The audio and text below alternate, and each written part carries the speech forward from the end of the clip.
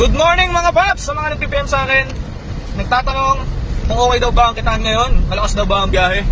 Gusto daw kasi nila mag-resign, gusto na lang daw nilang magbiyahe. Ang masasabi ko lang dito, pag-isipan yung mabuti.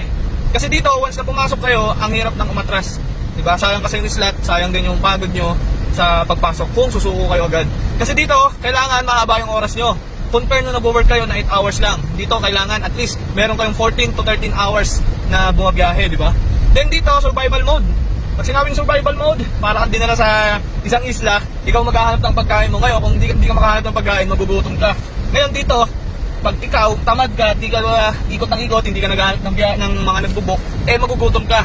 Di ba? So dito, bukod sa pasipagan, pagalingan din ng diskarte or patatagan talaga kasi ang sakit din sa katawan kung araw-araw kang babiyahe ng 15 hours 15 hours, 14 hours yan. Pero sigurado naman, pagka ganun ang ginagawa mo, na bumabiyahe ka ng 5 AM to 10 or 9, panigurado naman na mas better naman yung kikitain mo compared dun sa nag-employado ka.